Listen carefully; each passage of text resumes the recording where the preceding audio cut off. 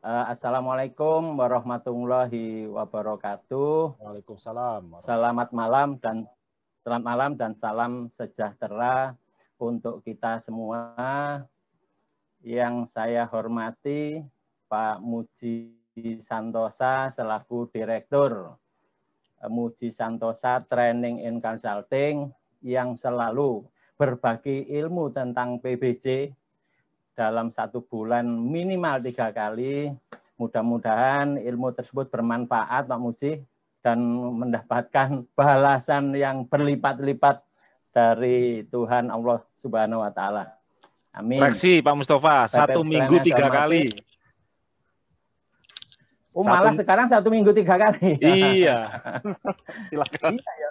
Betul. Kemarin Senin juga, sekarang lagi ya. Minimal 1 bulan 3 kali. Dalam bulan-bulan ini bahkan seminggu 3 kali ya Pak Muklis ya. Siap. Mudah-mudahan BC yang selalu di-share oleh Muji Santosa Training and Consulting oleh beliau Bapak Muji Santosa dapat bermanfaat bagi kita semua, utamanya para pelaku PBJ. Bapak Ibu yang saya hormati pula Bapak Regi Perdana SHLM, beliau selaku narasumber pada malam hari ini, dan yang saya hormati pula Pak Muklis dari beliau adalah Kepala Bagian Pengadaan Barang Jasa di Pemerintah Kota, serta Bapak Ibu peserta yang saya hormati, yang berbahagia dan selalu saya banggakan. Bapak Ibu sekalian yang saya hormati, pertama-tama marilah kita panjatkan puji syukur atas segala curahan nikmatnya dari Sang Maha Kuasa, sehingga alhamdulillah sampai detik ini kita masih diberikan kesehatan sehingga punya kesempatan untuk mengikuti webinar pada malam hari ini. Bapak Ibu sekalian yang saya hormati, sebelum acara dimulai, marilah kita sama-sama berdoa agar webinar pada malam hari ini dapat berjalan dengan baik, lancar, tanpa gangguan gaib ya Pak Muklis, tanpa gangguan sinyal, sehingga lancar. Semua ilmu yang diberikan di-share oleh Pak Regi Perdana dapat kita terima lengkap, komplit, tidak ada gangguan apapun. Amin. Marilah kita sama-sama berdoa. Doa dimulai.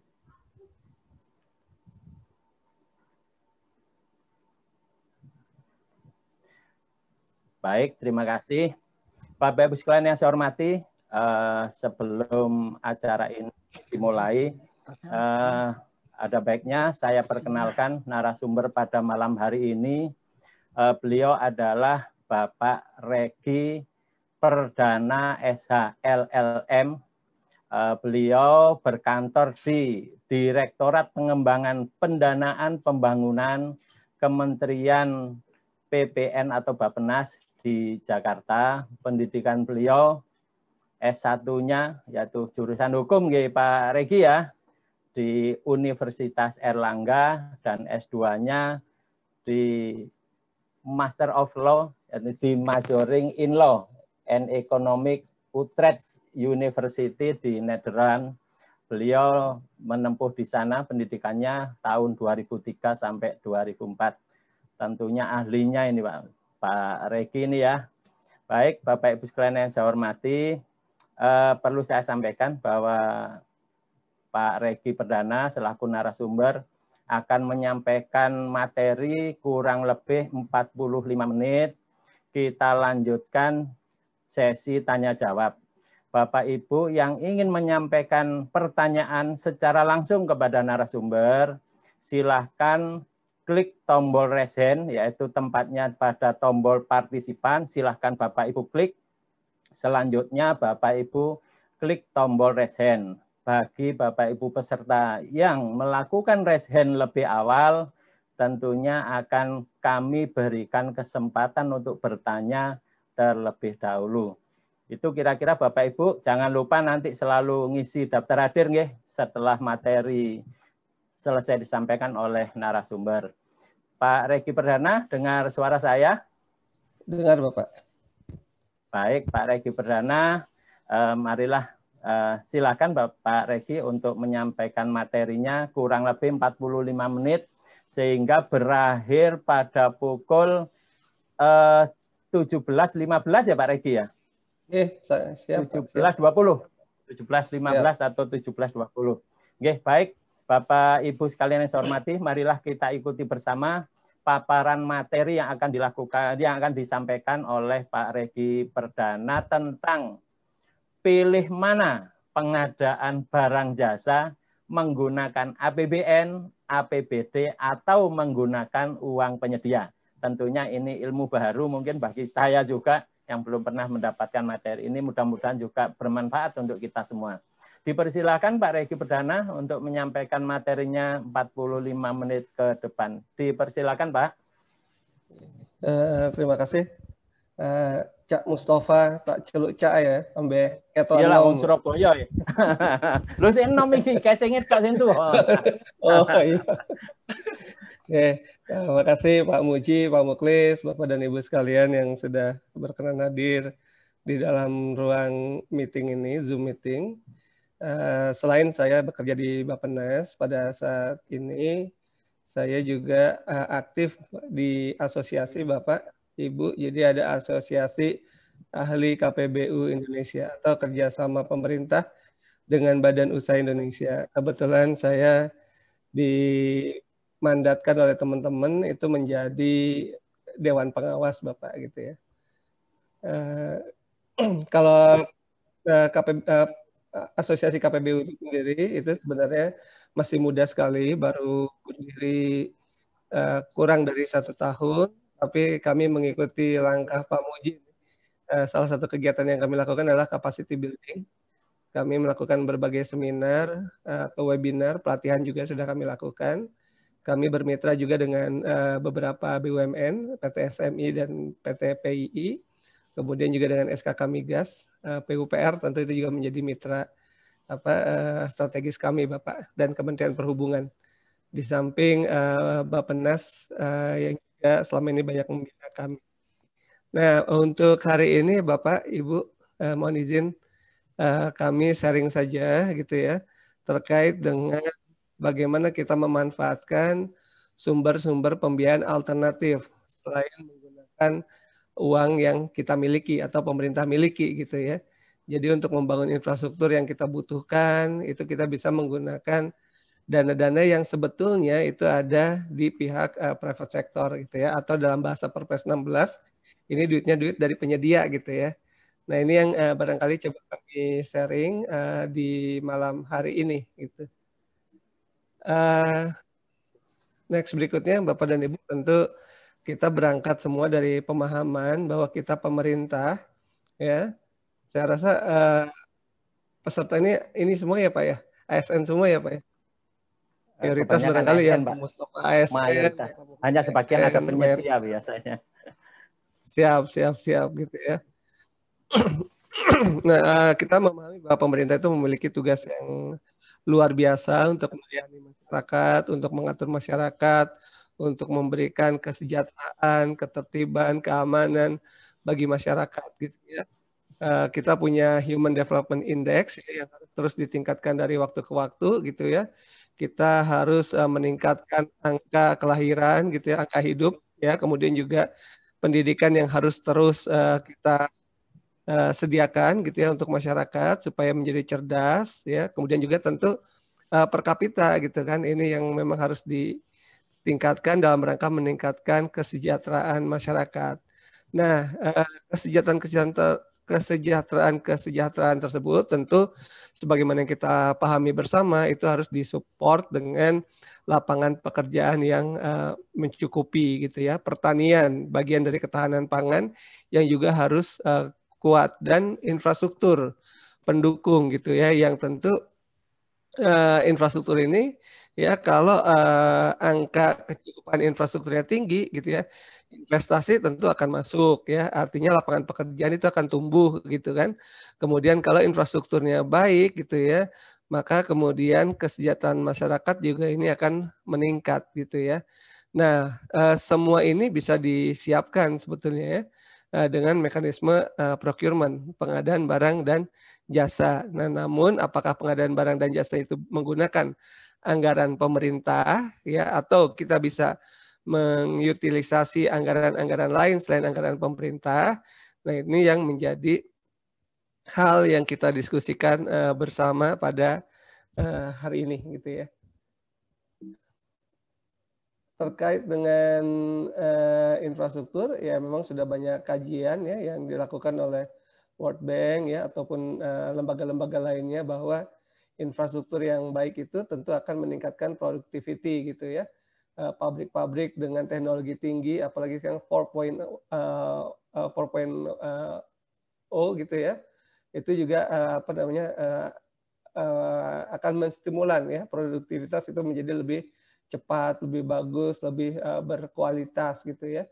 Kemudian juga tentu menciptakan lapangan kerja, mempermudah lalu lintas barang dan jasa dan lain sebagainya, yang tujuannya itu adalah peningkatan kesejahteraan gitu ya. Maka kemudian tidak salah jika Pak Presiden Jokowi bahkan tepat sekali gitu ya untuk 5 tahun pemerintahannya, di pemerintahan yang pertama ya ketika Pak Jokowi bersama dengan Pak JK gitu ya, itu nomor 1 arahan utama Presiden itu adalah pembangunan infrastruktur gitu ya. Nah kemudian di periode berikutnya, di periode kedua Pak Jokowi yang kemudian didampingi oleh Pak Ma'ruf Amin gitu ya, itu infrastruktur masih tetap menjadi porsi yang penting selain pembangunan SDM yang ada di urutan pertama gitu ya. Kalau kita lihat sekarang kan kerasa benar ya Bapak dan Ibu sekalian ya, Pak Presiden itu banyak sekali membangun infrastruktur. Jalan tol itu seabrek-abrek gitu ya, kereta gitu ya, itu juga banyak gitu ya. Jumlah rel kereta ya itu sekarang panjangnya itu semakin banyak gitu ya, semakin meningkat gitu ya. Belum infrastruktur lainnya, waduk, dam gitu kan, kawasan industri dan lain sebagainya, kawasan pariwisata dan lain sebagainya gitu ya. Karena ini memang sesuatu yang diyakini bisa meningkatkan pertumbuhan ekonomi ya masyarakat, di samping juga memberikan layanan dasar kepada masyarakat ya, baik layanan dasar kesehatan, pendidikan ya, air minum ya, sanitasi dan lain sebagainya, itu yang lebih baik gitu ya. Dalam rangka penerjemahan RPJM tersebut, tentu Bapak dan Ibu dari sisi perencanaan di Bappenas ini sudah menyusun ya kerangka pembangunan infrastruktur untuk tahun 2020 sampai dengan 2024 sesuai dengan jangka waktu RPJMN ya. Ada infrastruktur pelayanan dasar ya seperti akses perumahan dan permukiman yang layak, aman dan terjangkau untuk masyarakat. Ya, kemudian pengelolaan air tanah, air baku ya yang aman dan berkelanjutan karena air adalah sumber yang penting, jangan sampai shortage di kemudian hari gitu kan. Kemudian penyediaan air minumnya, sanitasinya, kemudian keselamatan dan keamanan transportasi dan lain sebagainya. Kemudian juga ada klaster infrastruktur ekonomi ya yang ini bisa meningkatkan daya saing kita, meningkatkan pertumbuhan kita ya, yang meliputi infrastruktur konektivitas dan sektor ekonominya gitu kan. Kalau konektivitas ini adalah yang berkaitan erat dengan bagaimana menghubungkan satu wilayah dengan wilayah lainnya, ya menghubungkan antara wilayah produksi dengan wilayah pasar gitu ya, yang menghubungkan wilayah terluar ya terpencil gitu ya, sehingga kemudian terjadi pemerataan gitu ya. Sementara sektor ekonominya itu tadi adalah wilayah-wilayah, area-area yang kira-kira dapat meningkatkan pertumbuhan ekonomi, menciptakan lapangan kerja yang lebih luas ya. Padat karya ada di situ juga termasuk salah satunya. Ya ada industri pengolahan, jasa modern dan pariwisata gitu kan, pertanian, perkebunan gitu kan. Nah, klaster yang ketiga itu adalah infrastruktur perkotaan gitu ya. Ini juga perlu dibangun ya supaya kota-kota yang tumbuh itu tidak crowded, tidak pabaliut, tidak acak-adul gitu ya, bisa tertata dengan rapi. Karena memang prediksi Bank Dunia gitu ya dan juga prediksi Bappenas bahwa semakin lama ini wilayah-wilayah yang tadinya dianggap perdesaan, dianggap pertanian itu akan tumbuh menjadi daerah-daerah perkotaan gitu ya, karena seiring dengan bertambahnya jumlah penduduk gitu ya. Ya kalau misalnya di Jawa Timur saja ya, kita lihat Sidoarjo misalnya pada tahun-tahun 80-an itu seperti apa gitu kan. atau kalau di wilayah Jabotabek, Bekasi misalnya gitu ya, di tahun 90-an itu kayak apa gitu kan. Nah, sekarang semakin berkembang maka kemudian infrastruktur perkotaan itu harus ditata gitu ya.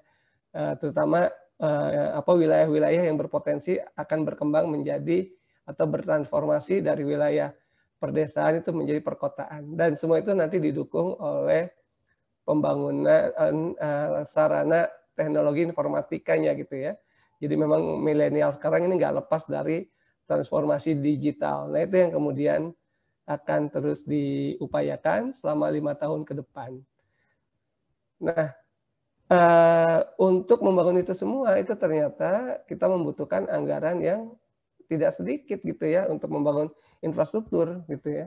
Kita membutuhkan anggaran sekitar 6.445 triliun untuk 5 tahun ke depan. Ya, dari angka tersebut ya, tentu pemerintah itu tidak bisa mengcover semuanya gitu kan. Nggak bisa nih 645 triliun itu kita adakan ya. Pengadaannya ya, bangun jalan, bangun rumah sakit, bangun sekolah itu menggunakan Perpres 16 saja gitu ya. Karena anggaran pemerintah itu jumlahnya terbatas gitu kan. Hitungan-hitungan Bappenas itu kita hanya mampu sekitar 37%-nya saja gitu ya. Nah, ini adalah hitungan-hitungan sebelum COVID nih gitu kan. Setelah COVID tentu kita lebih terkontraksi lagi gitu kan. Kita lebih berat lagi ya anggaran kita gitu ya. Sehingga dengan demikian kita harus bisa atau harus mampu ya menarik peran dari pihak swasta gitu ya, pihak penyedia, pihak dunia usaha untuk bisa berpartisipasi di dalam penyediaan infrastruktur yang sebetulnya tadi itu adalah tugas dan tanggung jawab pemerintah gitu kan.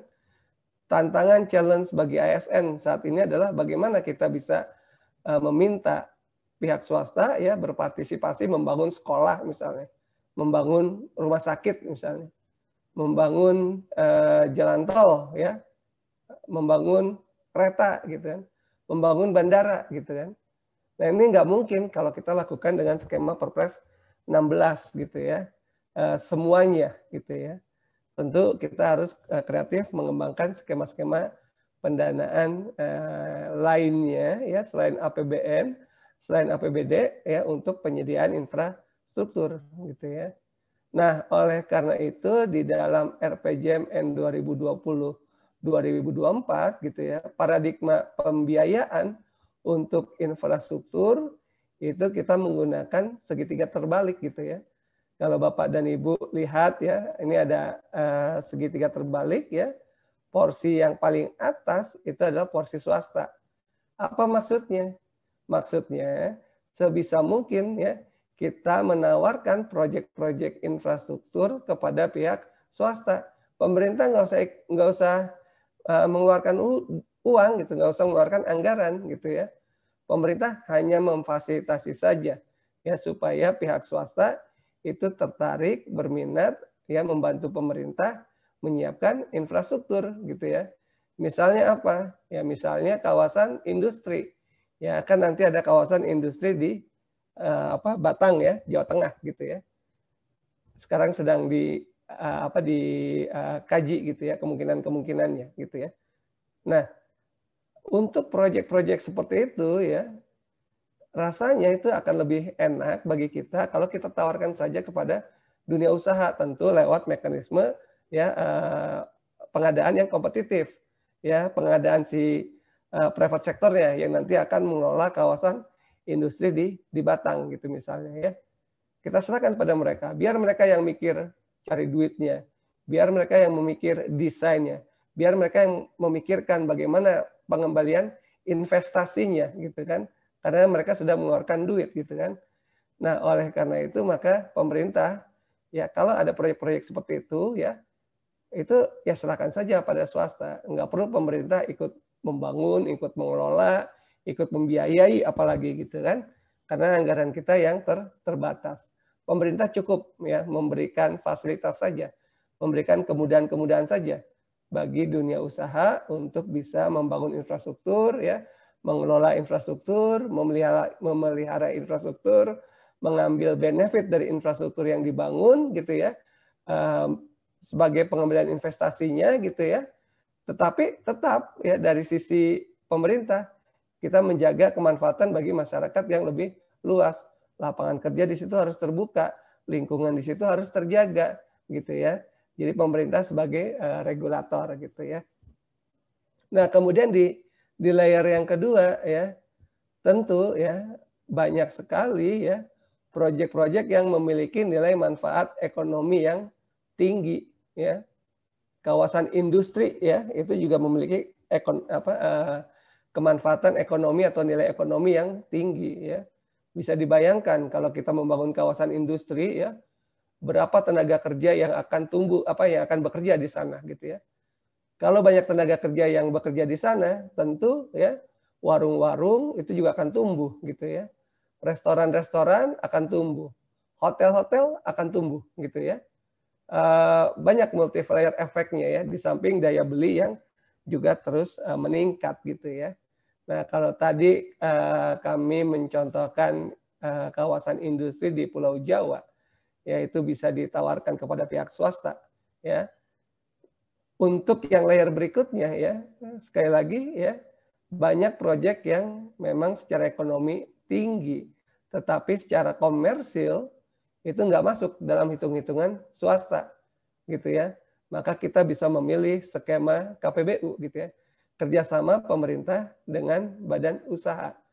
Misalnya tadi kawasan industri, ya, kalau yang kawasan industri di Jawa, yaitu bisa pakai yang layer pertama. Tetapi bayangkan kalau kita membangun kawasan industri di Teluk Bintuni, seperti yang sekarang sedang digagas atau sedang disiapkan oleh Kementerian Perindustrian. Ya, jadi idenya adalah untuk mengurangi ketimpangan barat dan timur, untuk meningkatkan wilayah timur yang kaya dengan sumber daya alam, kemudian untuk memberikan kesejahteraan kepada masyarakat, maka akan dibangun kawasan industri di Teluk Bintuni di Papua Barat gitu ya. Di Desa Onar tepatnya ya, kalau desanya gitu ya. Nah, kalau itu misalnya kita lakukan dengan skema swasta murni, ya bayangan kita itu belum tentu ada pihak swasta yang mau berinvestasi di sana gitu kan. Mereka akan memikirkan, waduh infrastruktur dasarnya, pendukungnya itu gimana. Ya, kemudian kemudahan akses itu seperti apa, belum lagi masalah adat dan lain sebagainya gitu ya. Tentu swasta akan berpikir gitu ya, demand-nya ada apa enggak gitu ya. Nah, maka kemudian kalau kita menemukan ya infrastruktur yang memiliki kemampuan atau memiliki nilai kemanfaatan ekonomi yang tinggi, tetapi secara komersil itu tidak diminati oleh pihak dunia usaha, maka kita bisa menggunakan skema KPBU, kerjasama pemerintah dengan badan usaha, di mana di dalam skema ini ya ada beberapa fasilitas yang bisa diberikan kepada dunia usaha, sehingga dunia usaha itu mau berinvestasi di daerah-daerah seperti tadi ya, yang memang belum diminati oleh pihak private sector. Ya, bentuk fasilitasnya macam-macam gitu ya, nanti kami akan jelaskan. Subsidi misalnya itu bisa gitu ya, atau sebagian konstruksi itu bisa ya. Dan beauty-nya di KPBU, lahan tanah itu disiapkan oleh pemerintah gitu ya, oleh pemerintah ya, sehingga itu diharapkan dapat mendorong minat pihak swasta untuk terlibat dalam penyediaan infrastruktur yang bermanfaat untuk masyarakat gitu ya. Nah, baru kemudian kalau secara ekonomi tinggi komersial itu belum masuk gitu ya, walaupun sudah dikasih support, dukungan dan lain sebagainya, secara hitung-hitungan itu nggak masuk ya, diterima oleh pihak private sector, maka BUMN, BUMD itu bisa memainkan perannya sebagai posisi pemerintah. Ya, ada mekanisme penugasan yang biasanya dilakukan oleh pemerintah kepada BUMN gitu ya. LRT misalnya ya, Jakarta Bogor, Jakarta Bekasi, yaitu penugasan kepada BUMN gitu ya. Karena secara hitung-hitungan ekonomi itu nggak masuk Pak gitu ya. Kalau itu diserahkan kepada swasta gitu kan, dengan KPBU pun itu support dan dukungannya itu akan sangat berat sekali, sehingga dilakukan penugasan kepada BUMN yang memang menjadi kaki tangan dari pemerintah untuk penyiapan infrastruktur. Ya, baru APBN, APBD itu menjadi last resort saja, ya, menjadi pilihan terakhir, ya, di dalam penyediaan infrastruktur, sehingga fiskal kita, ya, yang terbatas itu, ya, kalau itu bisa dihemat dari sisi penyediaan infrastruktur, itu bisa digunakan untuk kegiatan-kegiatan lainnya, ya, yang lebih bersifat sosial, gitu ya, bantuan langsung tunai kah, ya, hibah, gitu kan, kepada masyarakat yang sekarang ini terkena COVID, gitu ya. Atau untuk bantuan-bantuan bencana alam dan lain sebagainya, gitu ya. Nah, itu adalah paradigma pendanaan yang kita coba kembangkan, gitu ya. Nah, untuk KPBU sendiri, kerjasama pemerintah dengan badan usaha di dalam penyediaan infrastruktur, gitu ya. Mohon izin ya, Bapak dan Ibu sekalian, ya. Sebetulnya itu juga bentuk pengadaan, ya. Ini sama itu bentuk pengadaan. Ya, pengadaan barang dan jasa, gitu ya. Hanya saja kemudian, ya, kalau di dalam KPBU, gitu ya, kita nggak ikut ke Perpres 16, gitu ya. Kita ikutnya ke Perpres 38 tahun 2015, gitu ya. Ada skema-skema yang berbeda dengan skema-skema yang diatur di Perpres 16. Tetapi tujuannya sama, menghasilkan infrastruktur, ya, kalau dalam ini menghasilkan infrastruktur yang memang dibutuhkan oleh masyarakat, gitu ya. Kalau di Perpres 16 kita mengenal berbagai peraturan LKPP, ya, yang mengatur tentang pengadaan barang dan jasa atau Perlem, ya, gitu ya. Kalau yang paling signifikan terhadap Perpres 16 itu mungkin Perlem 9, gitu ya.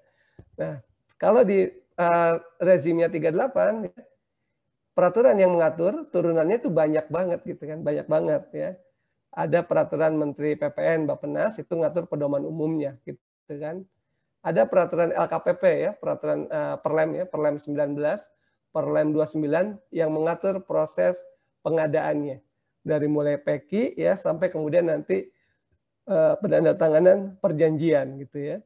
Ada juga peraturan Mendagri yang mengatur penggunaan APBD atau kontribusi APBD di dalam proyek infrastruktur yang dilaksanakan dengan skema KPBU, gitu ya. Ada peraturan Menteri Keuangan, ya, ini mengatur tentang kontribusi APBN ke dalam proyek, gitu kan. Kemudian juga mengatur tentang barang milik negaranya. Ya, kemudian ada dukungan pemerintah apa yang bisa diberikan, subsidi kah, pembangunan konstruksi sebagian kah, gitu kan, dan lain sebagainya. Serta ada yang mengatur tentang jaminan pemerintah, gitu ya, jaminan pemerintah quote and quote seperti asuransinya, gitu ya, tetapi diberikan oleh Kementerian Keuangan, gitu ya. Kemudian kalau di Perpres 16, ya, itu kita dari sisi pemerintah itu kita menyiapkan KAK, ya, LKS, DED, gitu kan, HPS, itu semua kita siapkan secara detail, gitu kan. Jadi input, ya, input yang kita susun di situ, ya, harga satuan, ya, itu yang kemudian kita susun, ya, dan yang kita harapkan dari kegiatan itu adalah outputnya, yaitu berupa infrastruktur yang nanti akan dihasilkan yang persis, ya, seperti dengan dokumen perencanaan, ya, yang kita susun, ya, yang harus persis dengan DED yang kita susun, yang harus sesuai dengan HPS yang kita susun, gitu ya. Kemudian tentu kalau di Perpres 16, pemerintah itu harus menyiapkan anggarannya dulu, gitu kan. Karena kan kita nggak boleh, ya, berkontrak jika anggarannya itu tidak cukup tersedia, gitu ya, atau belum tersedia, gitu, malah dilarang, gitu kan. Nah, kemudian tentu di sini semua, ya, itu menjadi tanggung jawab pemerintah, ya, untuk pemeliharaan, untuk pengoperasian, gitu kan. Tidak ada sharing dengan pihak penyedia, gitu ya. Begitu misalnya konstruksi itu selesai dibangun, diserahkan kepada pemerintah, maka pihak kontraktor itu sudah, ya, tidak ikut campur lagi, ya, dengan konstruksi yang sudah dihasilkan, gitu ya. kecuali runtuh, roboh dan lain sebagainya sesuai dengan peraturan perundang-undangan. Tetapi kalau ada kerusakan minor gitu ya, kalau kemudian ada kegagalan lainnya setelah masa pemeliharaan habis, kan mereka sudah selesai gitu ya. Nah, ini berbeda dengan KPBU ya. Kalau di KPBU ya, pemerintah itu iya sama menyiapkan dokumen ya. Kita menyiapkan dokumen yang namanya prastudi kelayakan ya, atau bahasa internasionalnya business case gitu ya. Tetapi prastudi kelayakan ini itu tidak sedetil dari DED. Kita tidak membuat DED. Kita hanya menyiapkan basic design gitu ya. Kemudian kita juga yang akan melakukan kontrol terhadap standar pelayanan selama masa perjanjian ya. Kemudian kita juga mengawasi. Jadi kalau di Perpres 16 itu adalah kontraknya kan kontrak terpisah ya. Konstruksi sendiri ya, pengawasan sendiri gitu ya. Perencanaan itu kontraknya sendiri ya, terpisah gitu kan. Pemeliharaan nanti itu kalau dipelihara atau dibantu oleh penyedia itu kontraknya juga kontrak tersendiri gitu ya. Kalau di dalam KPBU kontraknya itu jadi satu kesatuan gitu ya. Integrated gitu ya, integrated. Jadi ya kontrak perencanaan, kontrak konstruksi, kontrak pengawasan, dan kontrak pemeliharaan gitu ya. Dan kontrak ini kontrak jangka panjang gitu ya, kontrak jangka panjang. Nah, kembali kepada dokumen studi ya. Dokumen studi yang dihasilkan ya oleh pemerintah itu sifatnya masih untuk ini ya desain, itu masih basic design. Jadi kalau mau bikin rumah misalnya, ibaratnya kita itu tidak menentukan ya batanya itu speknya seperti apa gitu ya. Kemudian gentengnya speknya seperti apa, pintunya speknya seperti apa ya. Kita tidak menentukan itu. Ya, yang kita tentukan adalah fungsi. Pokoknya saya pengen punya rumah itu menampung 5 orang, aman dan nyaman. Kemudian rumah itu juga misalnya bisa difungsikan sebagai kantor gitu ya. Mau desainnya kayak apa, bahan yang dipakai itu apa, itu diserahkan kepada pihak dunia usaha ya. Karena setelah menang kontrak ya, dunia usaha dia harus membuat DED gitu kan. Dia yang harus membuat DED gitu ya. Nah, justru di sini beauty-nya dari KPBU, inovasi, siapa yang bisa menyampaikan layanan atau desain yang paling efektif, paling efisien, ya tentu dengan kualitas yang sudah dilakukan, itu kemungkinan akan menjadi pemenang gitu ya. Nah, nanti kalau sudah ditetapkan sebagai pemenang, tentu dia harus ya sesuai dengan penawarannya si badan usaha gitu ya. DED mereka siapkan, mereka membangun sendiri, mengawasi sendiri ya, kemudian memelihara untuk jangka waktu perjanjian gitu kan, dan lain sebagainya gitu ya. Sehingga dengan konsep seperti ini barangkali ada kesatuan ya, ada kesatuan proses. Ya misalnya kalau di Perpres 16 ya bisa jadi ya perusahaan maintenance ya yang memelihara bangunan gitu ya, atau building management ya gitu ya. Kalau ada kerusakan-kerusakan, dia akan bilang, wah Pak dulu perencanaannya salah, dulu kontraktor salah, mau dong melihara yang bukan sesuatu karena kesalahan saya gitu kan. Nah sedangkan kalau itu terjadi karena perusahaan yang merencanakan, yang membangun itu ada di satu entitas gitu ya. Nah kemudian juga ada kesinergian waktu ya, keselarasan waktu ya. Mungkin saja kalau di Perpres 16 itu bisa jadi adanya keterlambatan gitu kan. Konstruksi terlambat gitu ya. Maka kemudian kita meng-hire perusahaan OM gitu ya, building management akan menjadi terlambat gitu. Ini akan terjadi seperti itu. dia yang Suaranya menyiapkan, putus-putus karena ya? dia yang membangun, dia yang merencanakan. Putus-putus, Pak. Iya, Oke, sering sekarang agak terdengar, putus-putus. Pak? Coba, oke, lancar-lancar, Pak. Oh gitu. Lanjut, Pak. Oh lancar. Iya Pak, ini Pak. Ya. Goib Pak ya, yang tadi Bapak sampaikan. Gangguan gaib. Gangguan gaib. Ya, kembali ke yang tadi ya. Mudah-mudahan yang terputus tadi bisa tertangkap ya. Satu hal lagi misalnya, tentu ada keselarasan kualitas Pak gitu ya. Kalau misalnya di pengadaan Perpres 16, itu mungkin menjadi hal yang umum ya. Ada kong kali kong misalnya gitu, antara kontraktor, pengawas, dengan PPK gitu, mengurangi spek gitu kan. Besinya dikurangin, semennya dikurangin, pasirnya dikurangin gitu kan. Pokoknya yang penting udah final handover, sudah masa pemeliharaan selesai gitu ya. Kalau ada kerusakan-kerusakan itu urusanmu gitu ya. Mau biaya maintenance-nya tinggi gitu ya, itu urusanmu gitu kan. Nah, tetapi kalau di dalam konsep KPBU, hal tersebut itu bisa diminimalisir ya. Perusahaan mencoba bermain-main di saat konstruksi ya, tentu dia akan menanggung ya beban saat pemeliharaan gitu ya. Dan itu tidak diinginkan oleh badan usaha. Tentu dia akan melakukan konstruksi sebaik mungkin ya supaya nanti waktu pemeliharaan itu dia bisa lebih hemat, bisa lebih efisien gitu ya. Nah, ini beberapa hal yang 16 dengan Perpres 38 ya terkait dengan tadi ketepatan waktu, ketepatan kualitas gitu kan, ketepatan proses gitu ya. Nah, jadi KPBU itu sendiri ya Bapak dan Ibu sekalian, kerjasama pemerintah dengan badan usaha dalam penyediaan infrastruktur.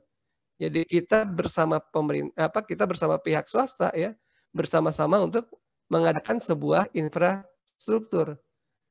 Ya, biasanya sih rumusnya itu ada DBFOM, Design, Build, Finance, Operation, and Maintenance. Ya.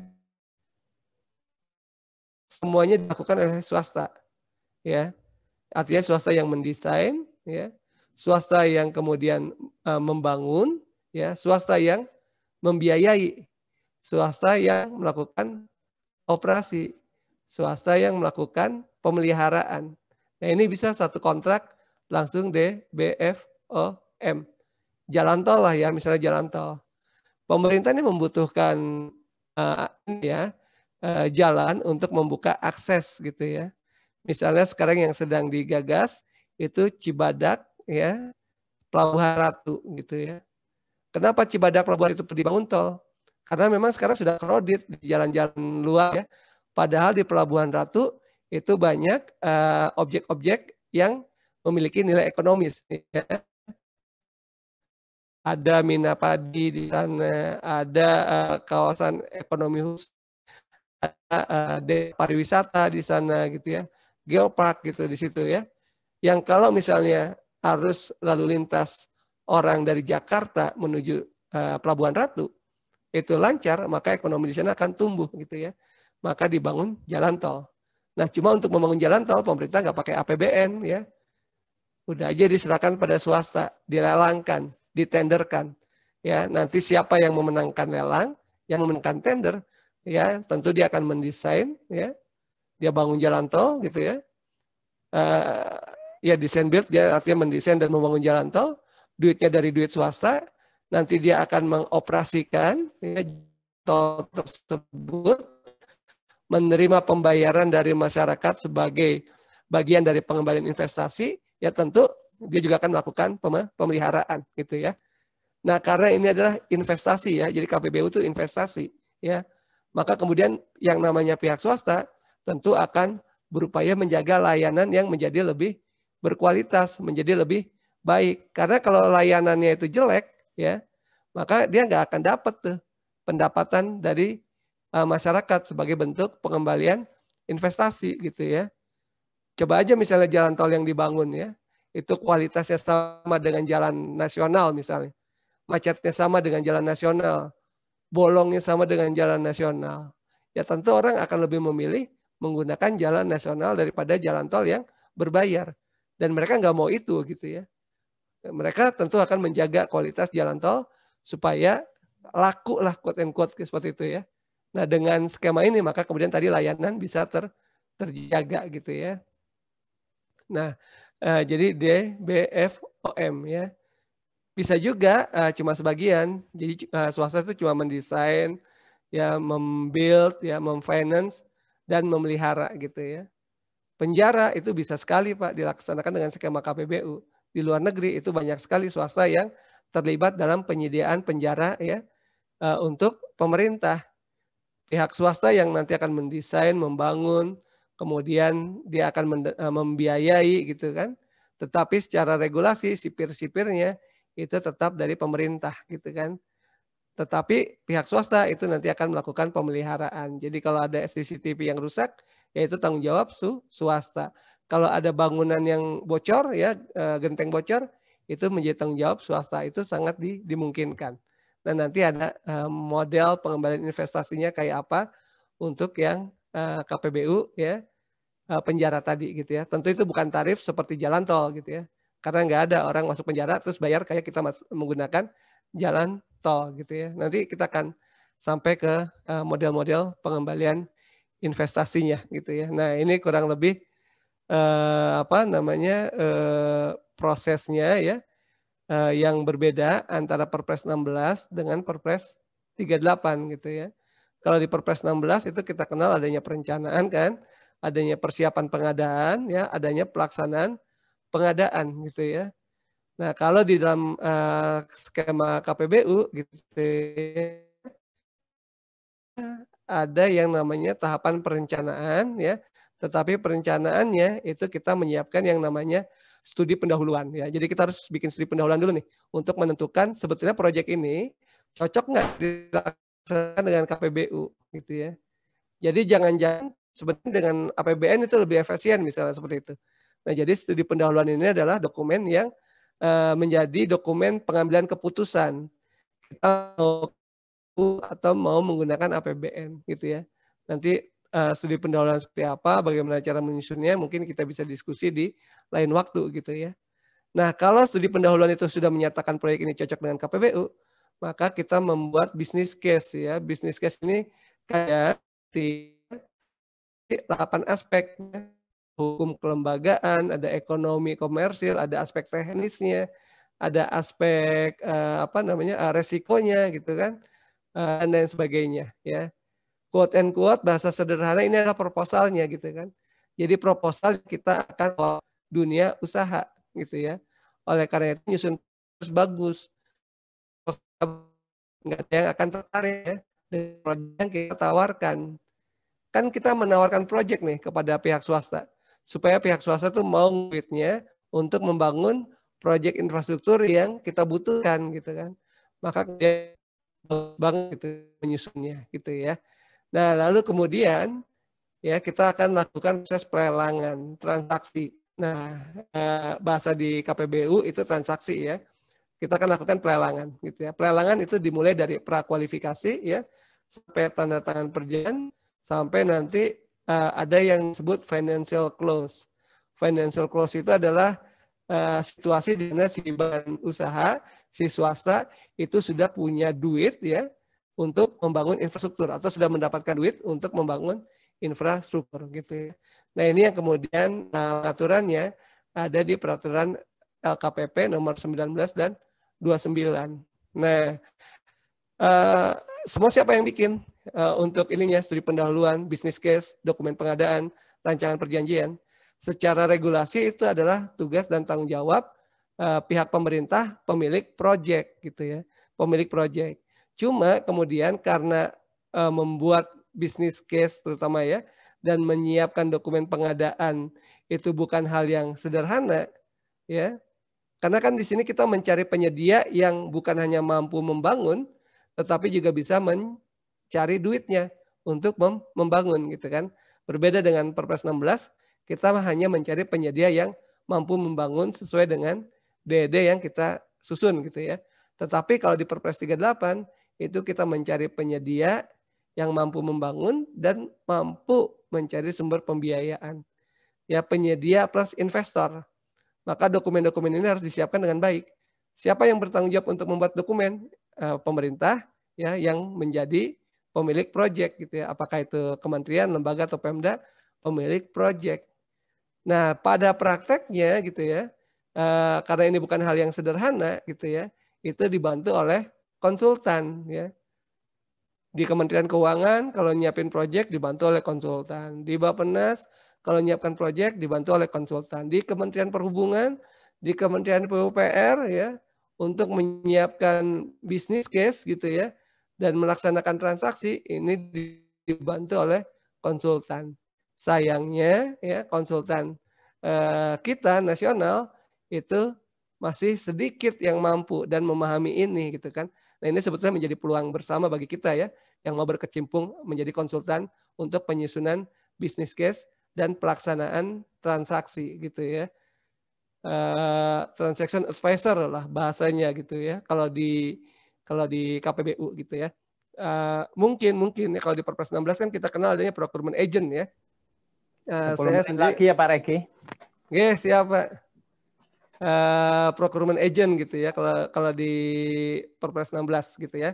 Nah, apa namanya mungkin ya transaction advisor itu ya serupalah dengan procurement agent gitu kan. Saya nggak tahu kalau di Perpres 16 procurement agentnya itu sudah jalan atau belum gitu ya.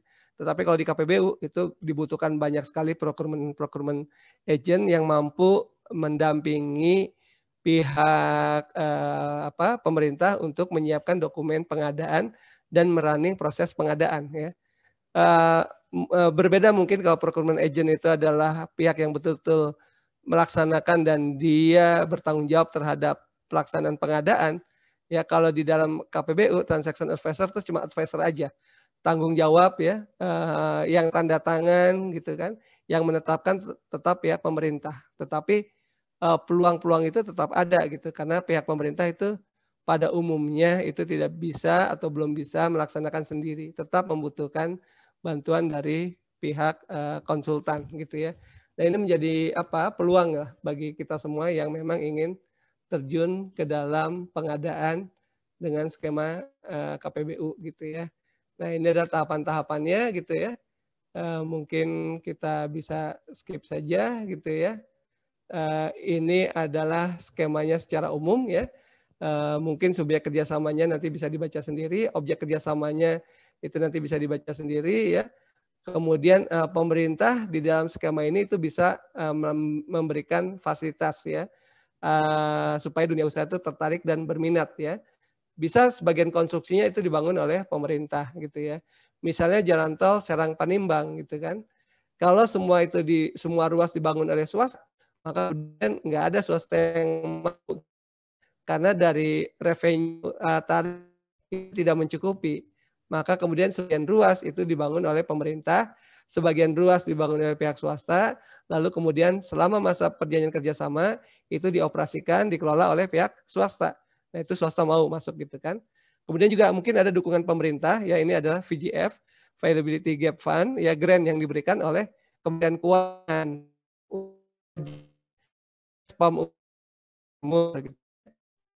Nilai 2,1 triliun, ya nilai investasi 2,1 triliun ditanggung semua oleh pihak swasta, ya itu nggak ada yang mau. Maka Kementerian Keuangan ya itu memberikan grant ya 800 miliar untuk proyek sehingga swasta itu akan berminat gitu ya. Nah, pengambilan investasinya itu ada 3, ada yang tadi tarif ya seperti jalan tol. Kemudian saya loncat ke yang bentuk lainnya dulu. Ini adalah aspek komersil ya yang bisa dibundling. Misalnya swasta bangun LRT ya, kemudian pengambilan investasinya itu dari apartemen-apartemen, properti-properti yang ada di seputar LRT. Ya, itu juga bisa seperti itu. Atau pembayaran ketersediaan layanan yang nomor 2. Ini seperti developer rumah ya. Kita butuh rumah, swasta membangun rumah, lalu kita mencicil. Tetapi berbeda dengan cicilan rumah ya. Kalau cicilan rumah kan rumahnya rusak, rumahnya hilang, kita tetap mencicil. Tetapi kalau dalam skema AP ya, yang kita bayar itu bukan fisik rumahnya, tetapi yang kita bayar itu adalah tadi layanan yang kita inginkan. Misalnya layanan yang kita inginkan adalah rumah yang aman, rumah yang nyaman gitu kan. Nah kalau nyaman amannya tidak terpenuhi, maka cicilannya itu nggak akan kita bayarkan. Gentengnya bocor itu kita nggak akan bayarkan. Pintunya rusak itu nggak akan dibayarkan. Ya apa namanya pagernya hilang kita nggak akan bayarkan. Swasta akan dibayar kalau semua itu sudah diperbaiki gitu ya. Nah itu skema secara regulasi juga sudah mapan. Tadi seperti yang kami sampaikan, ini secara sektornya. Ini ada beberapa keunggulan-keunggulan dan contoh-contoh yang barangkali nanti bisa dibaca saja. Nah ini adalah success story KPBU di Indonesia ya. Udah lumayan banyak ya, ada air, ada IT, ada jalan gitu kan, ada sampah gitu ya.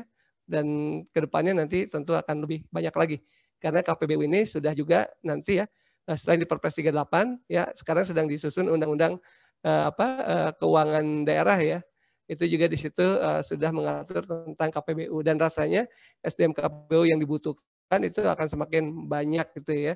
Nah, ini barangkali menjadi kesempatan bagi kita semua yang mau memahami lebih lanjut, yang mau menjadi ahli di bidang KPBU dan kemudian menjadi konsultan KPBU ya. Itu sangat terbuka lebar. Karena selama ini yang sering bermain di Indonesia itu konsultan asing ya, EPMG, ya, RSN yang PwC dan lain sebagainya. Yang menurut kami itu mestinya bisa diisi oleh konsultan lokal gitu ya. Barangkali itu Bapak dan Ibu sekalian. Ya mohon maaf kalau ini slide-nya banyak nanti bisa dibaca. Kami silakan kembali kepada Pak Mustafa. Monggo, Cak. Baik, terima kasih Bapak Regi. Bapak Regi Perdana yang telah menyampaikan materi dengan sangat luar biasa. Suara saya terputus-putus ya Pak Regi ya? Enggak ya? Jelas. Pak, jelas. Ya, oke, baik. Mudah-mudahan sangat bermanfaat ini Pak Regi. Termasuk saya, ini juga ilmu baru bagi saya. Ternyata KPBU itu prosesnya seperti ini. Kalau kita lihat tadi di slide yang ada penyiapan, ada transaksi, itu sangat kalau dibandingkan dengan pengadaan barang jasa pemerintah yang biasa agak jauh berbeda ya Pak Regi ya. Iya, Pak. Jauh, agak jauh berbeda. Ternyata penyiapan ini kalau di Perpres atau semacam kami di UKBBJ, proses penyiapan dokumen pemilihannya nih Pak Regi ya. Iya Pak, betul Pak. Dokumen pemilihannya dan transaksinya, dan transaksi ini adalah proses pemilihan penyedianya berarti nggih. Mudah-mudahan nanti di diskusi ini ada pertanyaan dari teman-teman yang sehingga semakin mengupas tuntas tentang proses KPBU ini karena sangat menarik. Bagi Bapak Ibu yang ingin bertanya secara langsung dengan narasumber, silahkan klik tombol raise hand yang ada pada tombol partisipan Bapak Ibu sekalian. Nanti yang klik tombol raise hand pertama akan kami beri kesempatan terlebih dahulu. Ini sudah ada 3 peserta Pak Regi yang raise hand. Kita berikan kesempatan pertama kepada Pak Suhendra. Pak Mustafa izin dulu, Pak Mustafa. Nggih. Izin sebentar aja. Jadi ya, Bapak Ibu yang hormati, izin Pak Regi ya. Bapak Ibu yang hormati, yang teman Pak Regi tadi, KPBU itu bisa mungkin ya, mungkin bisa dikembangkan di daerah bagaimana membangun Pemkap atau Pemko, membangun rumah sakit dengan dana KPBU, membangun tempat wisata dengan KPBU, membangun pengolahan sampah, atau membangun pasar modern dengan KPBU. Mungkin seperti itu, atau saya salah, nanti bisa dikoreksi oleh Pak Regi lah. Jadi mungkin yang itulah yang dekat pada teman-teman di Pemko sama Pemkap ya. Kalau Pak Regi tadi yang ceritakan besar-besar kan jalan tol dan sebagainya. Terima kasih, itu aja Pak Mustafa.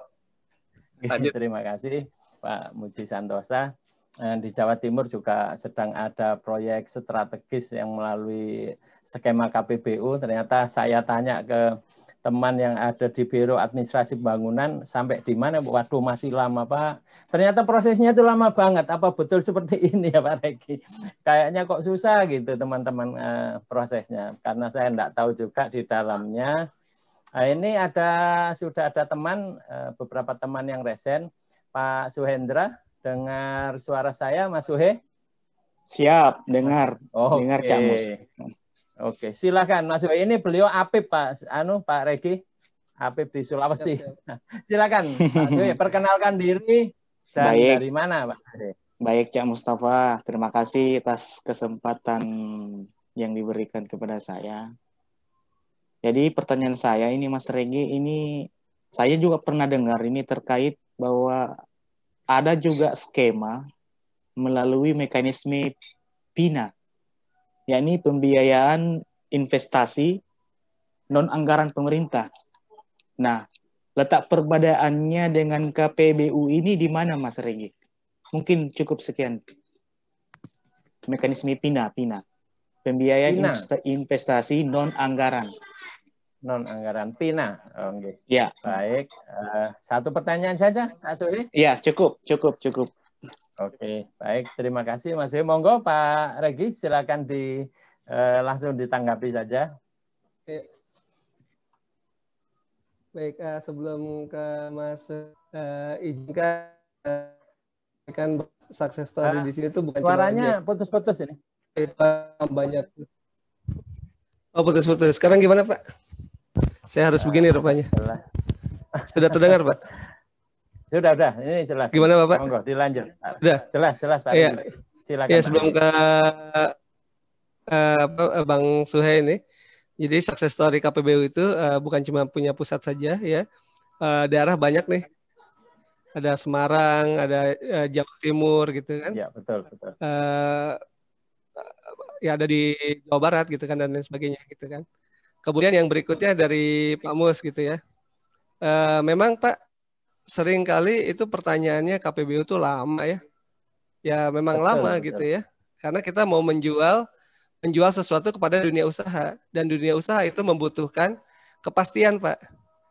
Nah dalam kasus spam Pantura di Jawa Timur ya yang sekarang sedang digagas oleh teman-teman di Pemprov. Betul. Itu kan persoalannya bukan di tahapannya Pak, tapi kesepakatan airnya Pak gitu kan. Kita bangun spam, tapi airnya belum dapat Pak gitu kan. Dari BBWS itu belum ngasih nih Pak izin untuk ngasih airnya gitu kan. Nah ini kemudian diskusinya dialognya yang menjadi panjang Pak gitu ya, bukan pada tahapan prosesnya. Kemudian kita ingin membangun spam regional, pembelinya itu adalah para PDAM. Nah, bagaimana PDAM itu menyepakati tarif jualnya, itu juga persoalan yang tidak sederhana, Pak. Nah, ini kan berbeda, Pak, kalau pakai Perpres 16, Pak. Pokoknya ide-nya ada bangun, gitu kan. Mau laku apa enggak airnya, itu urusan belakangan, gitu kan, Pak. Setelah bangun air bakunya, ya, dari sungai nggak dapat, gitu ya. Itu urusan belakangan, gitu kan. Nah, itu yang kemudian di Perpres 16 itu banyak proyek mangkrak, Pak, gitu kan. Nah, kalau di Perpres 38, Pak, itu semua diidentifikasi sejak awal, Pak, gitu ya. Karena pihak swasta tuh nggak mau kalau misalnya dia bangun sesuatu, ternyata nggak ada yang beli, gitu kan. Dia bangun sesuatu, ternyata suplai bahan bakunya, gitu ya, air bakunya kalau untuk spam, dia nggak dapat, gitu kan. Nah, ini yang kemudian kalau KPBU, Pak, itu memang di depan itu ruwet tuh Pak, karena banyak stakeholders yang terlibat dan semua harus pasti Pak gitu kan, termasuk tanah gitu kan dan sebagainya itu harus pasti di awal. Nah kemudian terkait dengan yang disampaikan Bang Suhe tadi ya terkait dengan PIN, nah itu posisinya ada di mana? Nah jadi di dalam tahapan KPBU yang kita lihat di atas ini ya, itu setelah proses transaksi jadi proses pelelangan itu dimulai dari prakualifikasi gitu ya. Kemudian kita tanda tangan perjanjian. Setelah badan usahanya terpilih ya dan menandatangani perjanjian, perusahaan tersebut kan dia harus melakukan konstruksi. Nah, karena nilai investasinya yang tinggi gitu ya. Perusahaan itu biasanya itu tidak menggunakan uang sendiri gitu kan. rumus umumnya itu 30% duitnya sendiri, 70% itu dia biasanya pinjam, Pak. Pinjam ke perbankan kah, pinjam ke lembaga pembiayaan kah gitu ya. Nah, itu yang disebut ya tahapan mencapai financial close. Financial close artinya dia sudah mendapatkan pembiayaan dari lender tadi gitu ya. Nah, biasanya untuk mendapatkan lender ya itu bukan perkara yang sederhana juga buat private sector. Memang waktu lelang itu kita persyaratkan mereka sudah ada dukungan dari lender gitu kan. Tetapi di dalam prakteknya itu kadang dialog itu nggak sederhana gitu Pak. Nah, oleh karena itu kemudian pemerintah itu mengambil peran sebagai matchmaker di situ. Mempertemukan antara si badan usaha pemenang tender itu dengan lender gitu ya. Nah, disitulah peran PINA di situ. Jadi fasilitas PINA yang dimaksudkan di Bappenas itu adalah bagaimana kita pemerintah itu menjadi mediator gitu ya, menjadi matchmaking gitu ya antara kepentingan lender dengan kepentingan project gitu ya. Nah, kira-kira seperti itu, Bang Suhe. Mas Wendra, terjawab? Di-unmute, Mas Suhe. Siap. Jelas sudah. Sudah jelas. Oke, siap. Terima kasih, Mas Suhe. Ini kita lanjut penanya berikutnya. Cak Nanan Wisnaga, dengar suara saya? Silakan di-unmute, Cak Nanan. Ya, terima kasih, Cak Mus. Mau bangun ini lingkar ya. Oke, dilanjut. Akhirnya. Iya, terima kasih Cak Mus. Oke. Pak Regi mungkin ini lagi jalan-jalan sama anak-anak. Siap. Pak Regi, mungkin saya tadi terlambat mengikuti, apakah terlewat atau tidak. Untuk KPBU ini apakah hanya inisiasi dari pemerintah atau memungkinkan inisiasi dari swasta? Iya. Nah, itu saja Pak Regi. Terima kasih. Ya. Terima kasih. Terima kasih. Pak Regi. Nah, ini kebetulan slide-nya langsung kebuka nih Pak. Tadi memang belum dijelaskan bahwa di dalam KPBU itu inisiatif itu bisa dari pemerintah dan juga bisa dari badan usaha Bapak. Kalau dari inisiatif pemerintah itu kita sebut solicited project gitu ya. Itu tahapannya seperti yang tadi kami sampaikan. Ada tahapan perencanaan, penyiapan, ya transaksi atau pelelangan, kemudian konstruksi ya, sampai kemudian serah terima di akhir masa perjanjian. Sedangkan kalau untuk inisiatif swasta, itu swasta boleh Pak datang Pak, gitu ya. Jadi tiba-tiba swasta datang kepada pemerintah, seperti di Dumai, gitu ya. Pemkot Dumai, kami ingin mengusulkan proyek air minum di Dumai, ya. Kemudian pihak swastanya, yang dalam hal ini Adikarya ya, kalau di Dumai, itu datang ke Pemkot Dumai membawa pra-FS Pak, ya, membawa proposal. Nah, pra-FS inilah yang kemudian dinilai. Kalau pra-FS-nya itu sudah layak, ya, ini bermanfaat untuk Dumai, ini bisa dilaksanakan dengan KPBU, kemudian syaratnya terpenuhi, ya, bahwa proyek ini tuh nggak akan dapat support finansial dari pemerintah, ya, nggak ada itu yang namanya hibah, ada yang namanya subsidi, ya itu silahkan, ya, silahkan saja diteruskan. Nah, setelah Adikarya itu disetujui pra-FS-nya, Adikarya itu harus membuat FS, Pak. Detail tuh, dengan DED dan lain sebagainya. Nanti kalau FS-nya itu sudah selesai, dinilai oleh Pemkot Dumai, nanti kemudian Pemkot Dumai mengeluarkan sebuah surat yang menyatakan proyek ini diterima sebagai proyek KPBU atas prakarsa badan usaha. Selanjutnya, itu tetap lelang, Pak. Tidak dilakukan penunjukan langsung.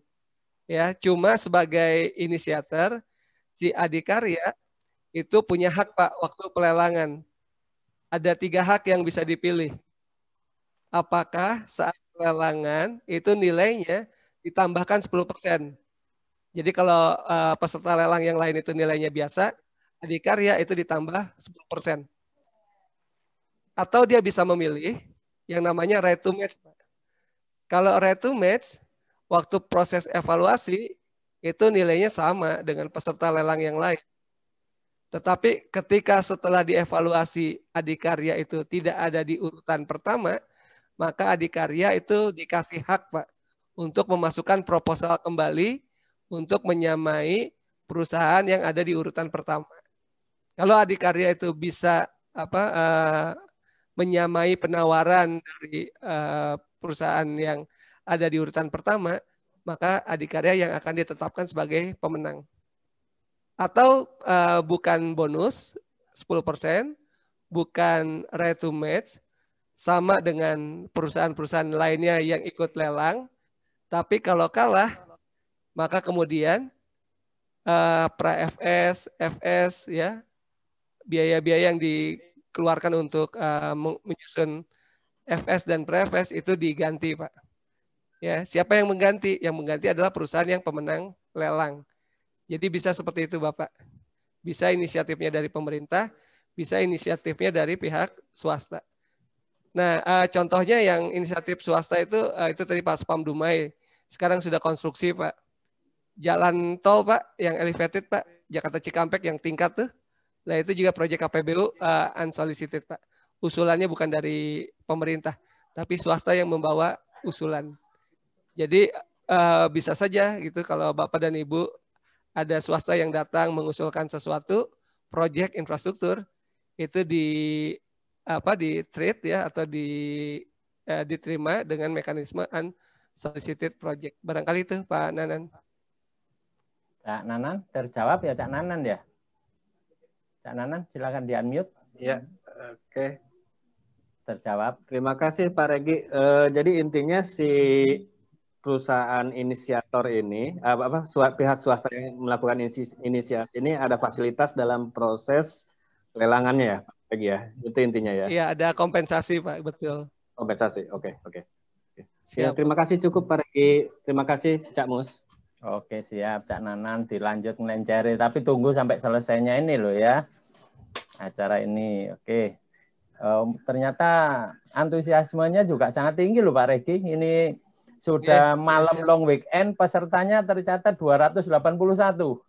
Wah, keren ini menariknya. Pak Muji, memang keren. Betul. Ngelencer demi Pak Muji, demi materinya Pak Regi ini teman-teman masih sangat antusias, terutama saya juga. Materi baru ini bagi saya. Oke, baik Cak Nanan, terima kasih. Saya lanjut ke penanya berikutnya. Mbak Ade Primawati, dengar suara saya? Iya, dengar Pak. Selamat malam.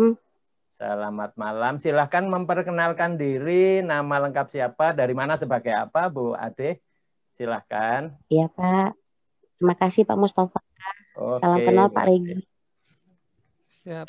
Saya dari ini Pak, dari UKPBJ Kabupaten Sijunjung. Kebetulan kami sedang melaksanakan KPPU dengan mekanisme unsolicited, Pak.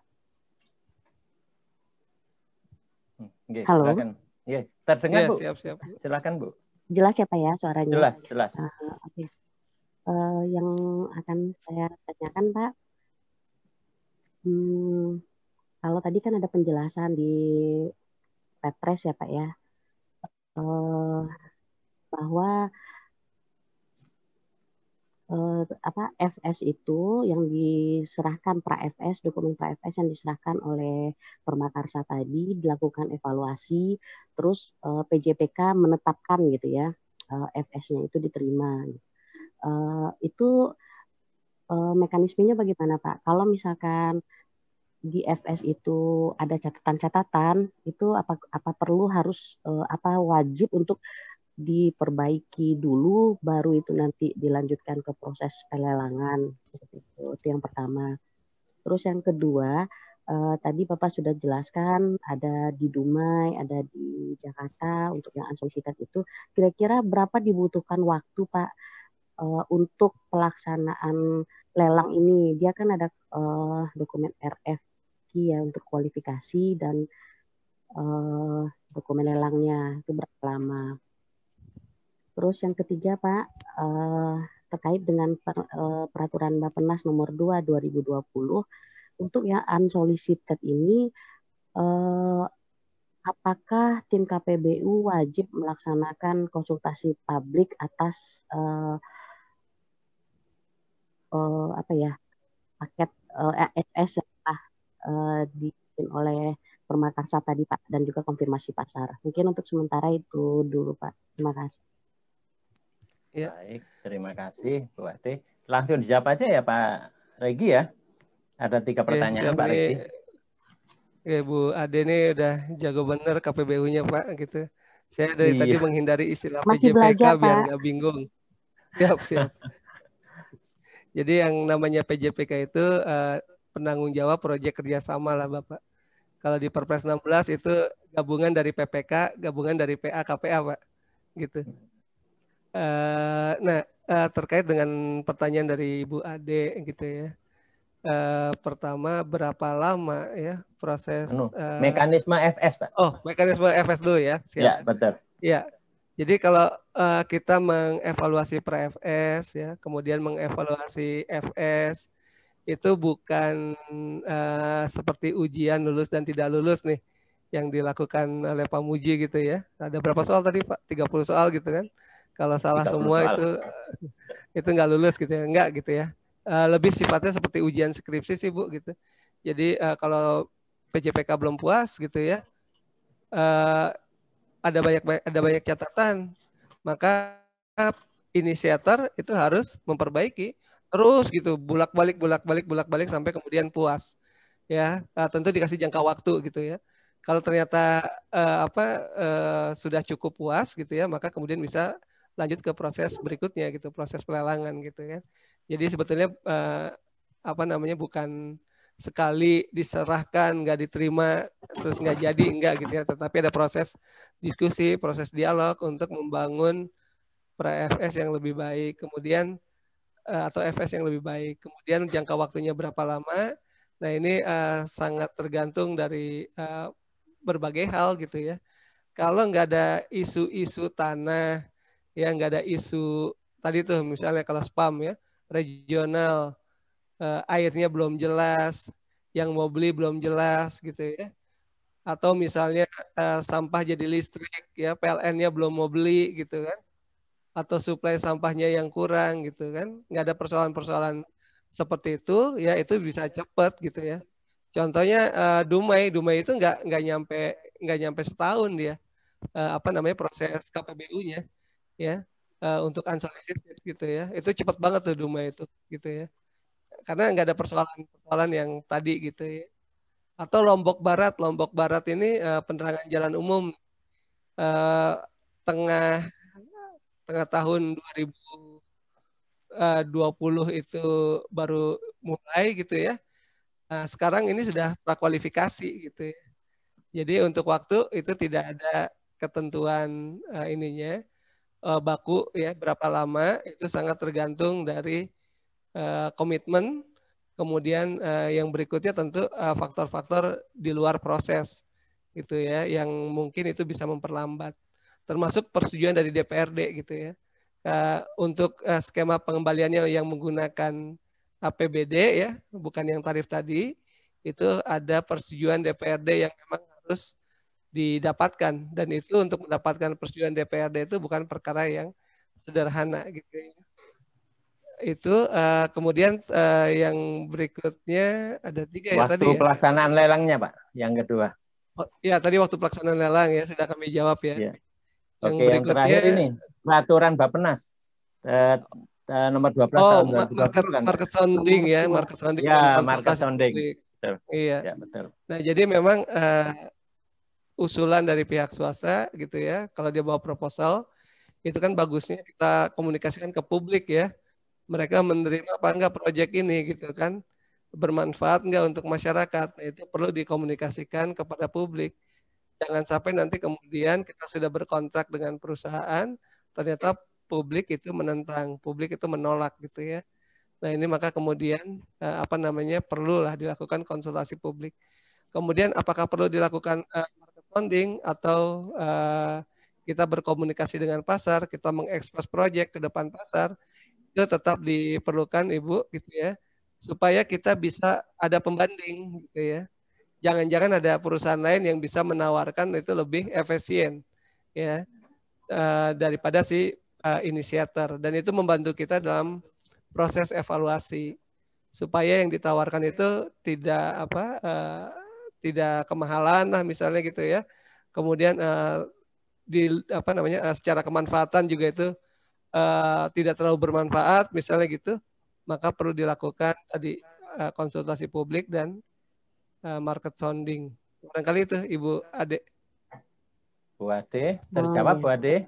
Masih boleh tambahan Pak Mustafa? Silahkan Bu Ade. Ya, tadi penjelasan dari Pak Regi mengenai itu ya Pak, persetujuan DPRD. Kebetulan alhamdulillah kami sudah ada yang ini Pak mengenai rekomendasi dari pemerintah provinsi terkait pembayaran AP, itu mekanismenya bagaimana tuh Pak?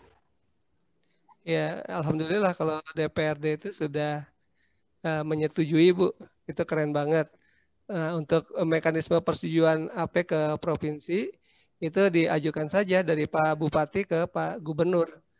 Nanti Pak Gubernur melalui OPD yang terkait akan mengevaluasi kemampuan fiskal Bu dari si Junjung, gitu kan? Apakah si Junjung itu memiliki fiskal yang cukup untuk membayar AP selama masa perjanjian?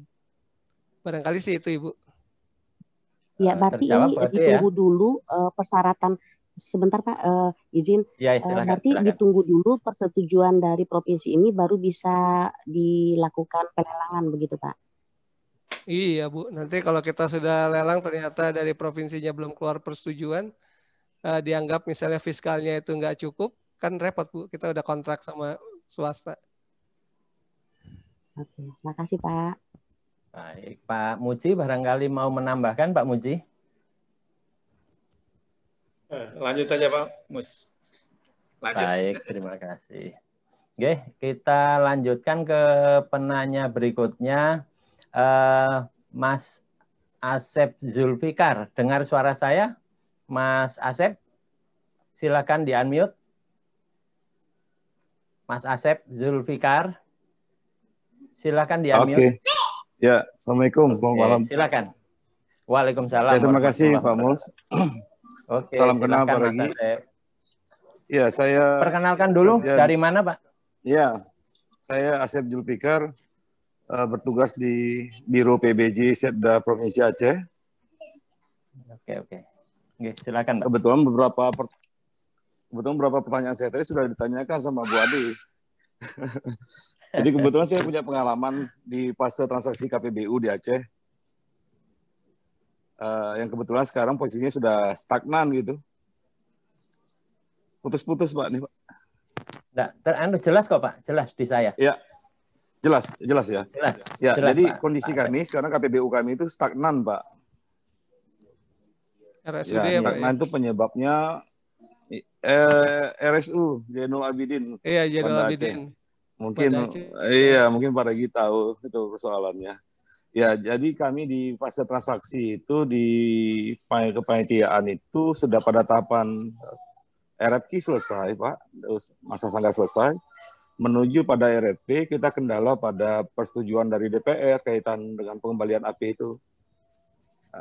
Jadi kesulitannya kita sudah jalan, restart oleh karena mungkin belum disepakati soal AP itu Pak oleh DPR gitu.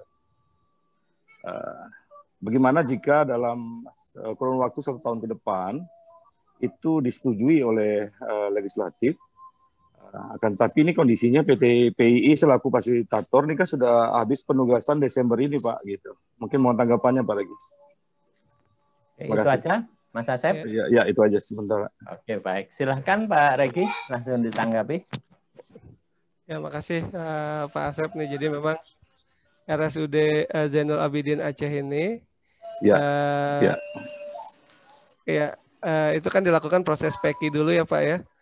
proses PEKI Iya, ya Reki, sebelum Reki. mendapatkan sebelum mendapatkan persetujuan dari DPRD gitu kan. Memang Ya, semangatnya ya, waktu itu ingin cepat nih Pak gitu.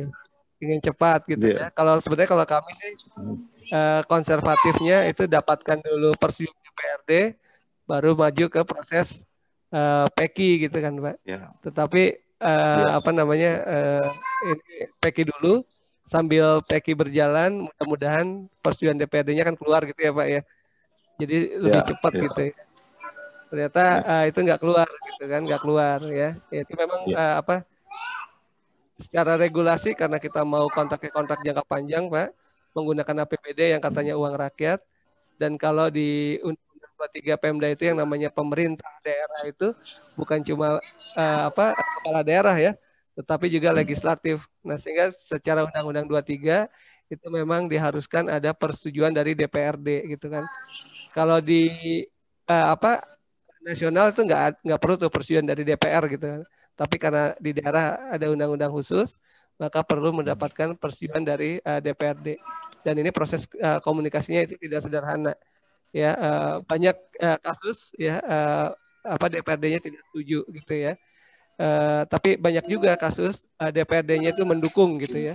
Seperti tadi dari Sijunjung, Gorontalo, ya Lombok Barat itu semua mendukung tuh.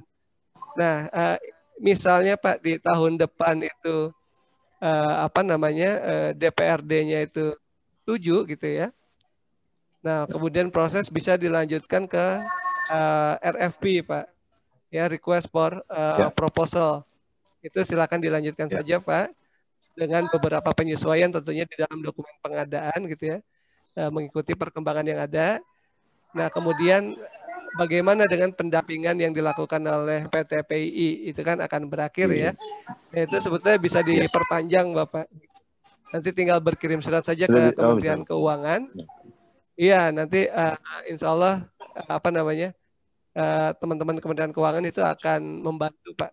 Karena rumah sakit itu merupakan prioritas dari Kementerian Keuangan untuk membantu. Nah, jadi apa namanya Bapak dan Ibu sekalian, nyambung dari Pak Asep tadi ya, untuk KPBU ya itu ada yang namanya Kantor Bersama KPBU Republik Indonesia. Ya. Ini terdiri dari 7 kementerian lembaga dan 1 BUMN. Ada yang namanya jadi ada Kementerian Koordinator Perekonomian, ada Kemenkomarves, ada Kemendagri, ada Kemenkeu, ada Bappenas, BKPM, LKPP, ya, kemudian PT PII yang tadi disebutkan oleh Pak Asep. Nah, ini kami bersama-sama Pak duduk di dalam sebuah forum ya. Secara sekretariat itu tempatnya di PT PII ya, kita bertugas memfasilitasi Pak. Kalau daerah itu punya proyek KPBU, mau capacity building itu kami bisa siapkan gratis, nggak bayar Pak. Gitu ya. Mau pendampingan proyek itu juga gratis, nggak bayar gitu ya. Nah, di Kementerian Keuangan dan di Bappenas itu ada anggaran yang cukup ya untuk membantu menyusunkan PRFS ya, untuk membantu menyusun dokumen pengadaan, untuk membantu proses pengadaan gitu ya. Itu seperti Aceh ya, itu bisa mendapatkan fasilitas seperti itu gitu. Jadi ini informasi saja Pak Mus. Ya, Pak Regi. Makasih Pak Regi. Memang ini ada potensi kendala lagi nih ke depan nih, kami ada wacana 2022 pilkada nih, kemungkinan mentok lagi dah. Nah itu Pak. Berganti gubernur lagi ntar kacau. Betul, ganti gubernur, ganti apa namanya bupati gitu ya, ganti DPRD. Itu memang challenge sih Pak kalau di daerah. Itu ya. Baik Pak Regi, makasih informasinya. Terjawab ya Mas Asep. Assalamualaikum warahmatullahi wabarakatuh. Terjawab Pak. Makasih Pak. Assalamualaikum warahmatullahi. Barangkali Pak Muji mau menambahkan, dipersilakan Pak. Lanjut aja, lanjut. Baik, terima kasih. Ini kayaknya Bu Ade ini masih ada yang mengganjal ini Mbak Regi. Reset kembali. Disilakan Bu Ade. Iya, terima kasih Pak. Mumpung ada kesempatan ya Pak Regi. Kesempatan narasumbernya ya, ahlinya langsung. Silakan. Iya, saya juga baru dapat informasi nih Pak di Bappenas kantor bersama itu ya Pak ya. Jadi kami mungkin juga akan bersurat juga ini ke yang tadi disampaikan sama Pak Geregi. Tapi ini Pak, pertanyaan saya berikutnya, saya juga penasaran mengenai right to match tadi itu Pak, yang opsi yang alternatif kompensasi tadi itu. Andaikan pihak prakarsa ini tawarannya di atas dari tawaran terendah gitu, apakah dia itu berapa harga penawarannya itu diturunkan berapa dari penawaran terendah Pak? Bagaimana mekanismenya Pak? Iya, misalnya contoh tadi Ibu kan punya proyeknya AP ya, artinya harus mencicil selama masa perjanjian itu sekian. Taruhlah cicilannya itu Rp10 gitu kan, Rp10 gitu ya. Nah kemudian si inisiator itu bawa pra-FS, bawa proyek kepada Ibu gitu ya. Ibu, ini proyek kami hitung-hitungan kami ini Rp10 nih gitu kan. Untuk pembayaran AP-nya. Lalu kemudian kan Ibu melelangkan tuh, lelang gitu kan, ternyata ada perusahaan lain nih gitu ya yang bisa menawarkan Rp8 gitu kan. Rp8. Nah, terhadap hasil pelelangan tersebut, perusahaan inisiator yang tadinya itu menawarkan 10 itu memasukkan kembali proposal Bu gitu ya. Kalau dia bisa memberikan harga 8 dengan lingkup layanan yang sesuai ditawarkan gitu ya, maka dia akan ditetapkan sebagai pemenang gitu ya. Tapi kalau dia ternyata nggak bisa nawar 8, ya dia tidak akan menjadi pemenang. Yang pemenang nanti yang menawarkan 8. Kurang lebih sih seperti itu Bu, ininya sederhananya. Berarti Pak pada saat tadi di slide Bapak kan PJPK menetapkan itu Pak jenis kompensasinya apa gitu. Kalau misalkan dia tidak sanggup tadi tawarannya 8, apa boleh berganti optionnya menjadi C atau A? C gitu Pak, C lah yang diganti FS-nya. Nggak bisa Bu, jadi waktu menyampaikan FS kepada pemerintah, wahai pemerintah, ini adalah FS yang kami hasilkan. Kalau diterima silakan lanjut ke proses pelelangan. Nah, sambil menyerahkan FS, si inisiator itu udah menyampaikan untuk pelelangan nanti kami memilih kompensasi right to match ya. Nah, jadi kemudian ditetapkan oleh PJPK ya. Oke, diterima FS-nya, proyek ini ditetapkan sebagai proyek unsolicited ya dengan kompensasi right to match gitu. Udah ditetapkan di awal. Sehingga waktu proses pelelangan itu juga disampaikan ke seluruh peserta lelang, wahai para peserta lelang, ini ada proyek unsolicited, inisiatornya PTA, untuk proses pelelangan nanti PTA itu mendapatkan kompensasi itu right to match. Jadi nggak bisa diubah di tengah jalan, Ibu. Oke, makasih Pak. Udah paham. Jawab, Bade. Iya Pak, makasih. Oke, makasih. Barangkali masih ada peserta yang mau bertanya, dipersilahkan. Masih ada waktu 2 menit ini. Sambil menunggu peserta yang lain bertanya, Pak Ade, Pak Regi. Yang paling cepat itu pengalaman Pak Regi itu proses KPBU baik yang atas prakarsa pemerintah atau prakarsa badan usaha itu berapa lama pengalaman, terus yang paling lama itu berapa tahun, dan kena apa Pak Regi ya permasalahannya di Jawa Timur sampai detik ini, padahal mulai awal tahun saya tanya ya masih kok kayaknya sampai begitu masih di tahapan apa ya, kayaknya konsultasi koordinasi belum, kok kayaknya belum ada progres gitu loh Pak Regi. Berbagi pengalaman Pak Regi, mohon disilakan Pak Regi.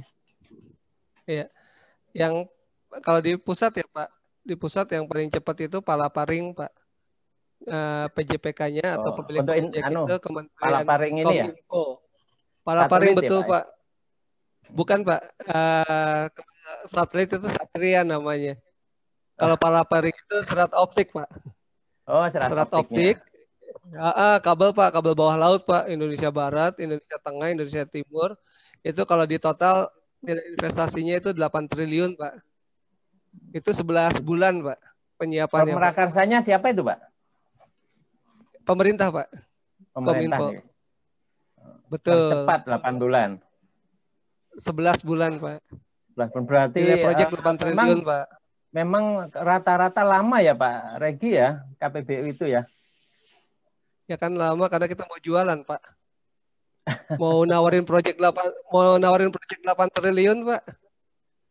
Itu nggak bisa 3 bulan Pak seperti PBJ Pak.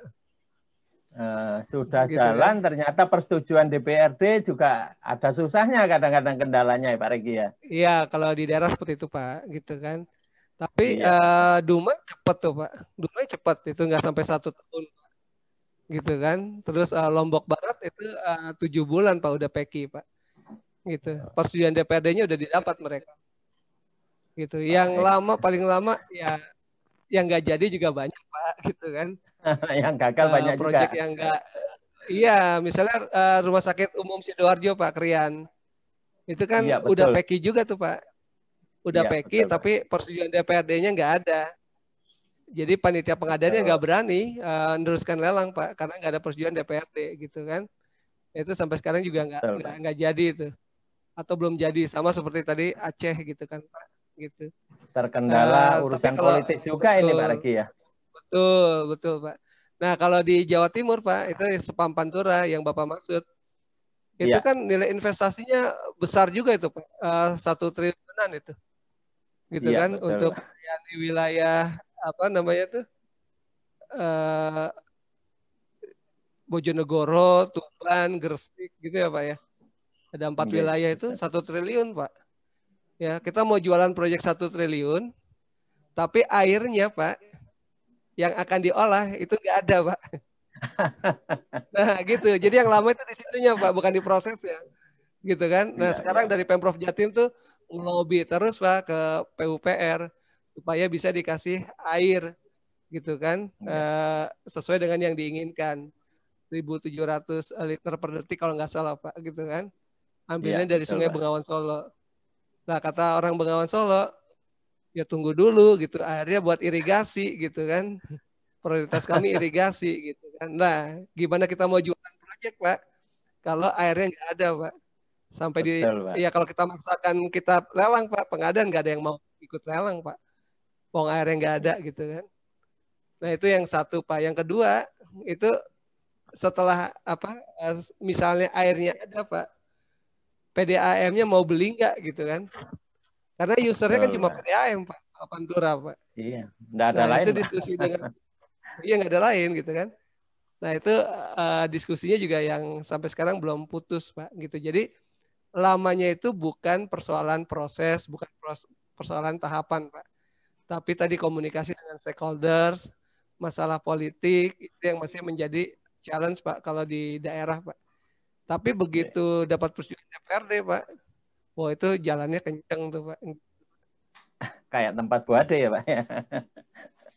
Kayak tempat buade betul Pak. Ya baik. Nah biasanya kalau di daerah sih mainnya ini Pak. Kalau di daerah biasanya main proyek yang jangka waktunya tuh nggak sampai 10 tahun. Jadi menyesuaikan dengan jangka waktu kepala daerah. Terus nilai proyeknya juga itu bukan proyek yang triliunan Pak, tapi yang di bawah 500 gitu. Itu cepat Pak kalau di daerah Pak. Siap Pak Regi, terima kasih pencerahannya. Ini kebetulan waktu juga sudah lewat 4 menit Pak Regi. Bisa kita akhiri Pak Regi? Monggo Bapak, kami ikut arahan Bapak, ikut arahan Pak Muji. Mungkin sebelum ditutup saya mengucapkan terima kasih. Closing statement dulu Pak. Oh iya itu Pak. Saya mau mengucapkan terima kasih sudah berkenan hadir, berkenan diskusi untuk Bapak dan Ibu sekalian dan mohon maaf jika ada kesalahan penyampaian. Kalau belum jelas itu bisa Pak berkonsultasi kepada kami di Bappenas. Boleh berkonsultasi ke Kementerian Keuangan, ke BKPM, LKPP gitu kan. Nanti kami di kantor bersama ini akan sangat senantiasa sangat senang untuk membantu Bapak dan Ibu sekalian untuk penyiapan proyek maupun proses pelelangannya gitu. Barangkali itu Bapak, sekaligus saya juga mendoakan semoga kita semua sehat, dijauhkan dari bencana COVID yang masih terus meningkat. Mudah-mudahan kita sehat selalu lah gitu. Baik Bapak dan Ibu. Oke Pak Regi. Terima kasih Pak Regi. Terima kasih banyak atas ilmu, atas pencerahannya. Saya juga sudah semakin jelas terkait penjelasan tentang KPBU, dan Pak Regi sudah menyampaikan apabila ada kesulitan tentang pelaksanaan KPBU, silahkan berkonsultasi langsung ya Pak Regi ya ke kantor bersama KPBU. Dijamin responsif ya Pak. 24 jam. Oke, terima kasih. WA-nya 24 jam, jawabnya besok Pak, jam kerja. Oke, terima kasih banyak Pak Regi Perdana. Sebelum diakhiri, Pak Muji Santosa, silakan closing statement-nya Pak Muji. Ya, kalau kita memahami KPBU ya, kerjasama pemerintah dan badan usaha, jadi ini sebagai alternatif. Jadi kalau APBD kita atau budget anggaran APBN kita kurang, padahal kita punya program untuk pembangunan di daerah masing-masing, untuk memajukan daerah masing-masing. Tadi contohnya bangun rumah sakit, bangun tempat wisata, bangun pengolahan sampah, bangun hotel, bangun apalagi ya semuanya. Itu bisa dilakukan tidak dengan keterbatasan anggaran. Jadi kita bisa membuat peluangnya dengan KPBU ini. Selanjutnya ya koordinasi aja lah dengan kantor bersama KPBU itu gimana bisa mewujudkan. Saya ucapkan terima kasih pada Pak Regi Perdana yang bersedia membagi ilmunya di sore dan malam hari ini. Semoga bermanfaat memajukan Indonesia dan menjadi amal yang baik bagi Pak Regi maupun kita semua. Terima kasih Pak Regi. Wassalam. Waalaikumsalam. Assalamualaikum. Satu lagi Pak, informasi Pak sebelum ditutup Pak. Oh silakan Pak Regi, silakan. KPBU itu cuma salah satu cara ya Pak. Masih banyak skema kerjasama lain Pak dengan swasta Pak. Ada yang namanya limited concession scheme, ada land value capture, ada kerjasama pemanfaatan. Wah banyak lah pokoknya Pak. Nanti bisa kita diskusikan di lain waktu Pak. Oke siap. Gitu, Pak. Terima kasih. Siap berbagi ilmu ya Pak Regi ya. Siap Pak, siap. Sebentar, sebelum saya tutup, ini foto zaman kuliah dulu ya? Oh iya Pak, ini masih ganteng-gantengnya ini fotonya.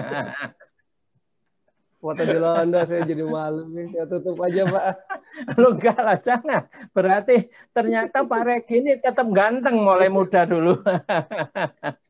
Oke Pak Regi Perdana, terima kasih banyak ilmunya, mudah-mudahan bermanfaat bagi kami, bagi saya juga, bagi semua peserta, karena ini ilmu yang sangat bagus, jarang kita dapatkan di webinar-webinar yang lain loh Pak Regi. Oke, mudah-mudahan ke depan juga pola skema-skema yang lain juga akan disampaikan oleh Pak Regi melalui forum ini, Muji Santosa Training and Consulting. Baik, Bapak Ibu sekalian yang saya hormati, Pak Regi, Pak Muji, Pak Muklis, serta seluruh peserta, apabila saya selama memandu jalannya acara webinar pada malam hari ini terdapat kekurangan, terhadap kesalahan maupun kekhilafan, baik saya sengaja maupun tidak, saya mohon dimaafkan yang sebesar-besarnya. Saya akhiri, billahi taufik wal hidayah. Wassalamualaikum warahmatullahi wabarakatuh.